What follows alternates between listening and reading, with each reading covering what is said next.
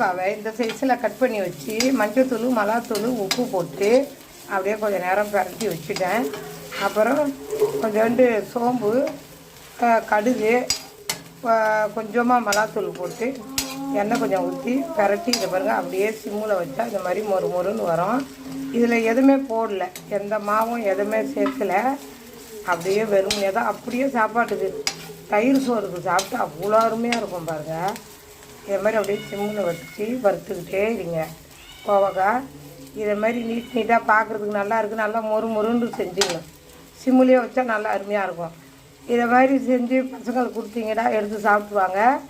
இப்போ எங்கள் பசங்களுக்கு சாம்பார் சோறு செஞ்சு ஸ்கூலுக்கு என் பேர பிள்ளைக்கு இதான் வைக்கிறேன். எல்லாம் லைக் பண்ணுங்கள். இது மாதிரி செஞ்சு கொடுங்க பிள்ளைங்களுக்கு, ஷேர் பண்ணுங்கள். பசங்களுக்கு தகுந்த மாதிரி தாய்மாருக்கு செய்யுங்க. பாய். இதுலேயே பனானா கேக்கு செஞ்சுருக்கோம் பாருங்கள்.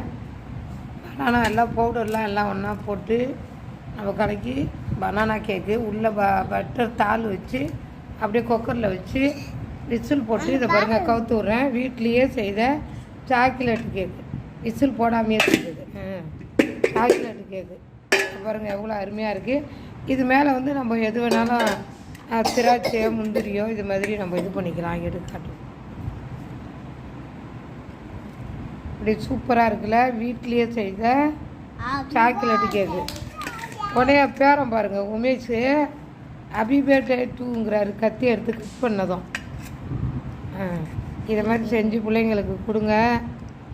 எல்லோரும் இது மாதிரி செய்யுங்க. இது கடையில் வாங்குறதுனா எப்படியும் 200 ரூபாய்க்கு மேலே சொல்லுவாங்க.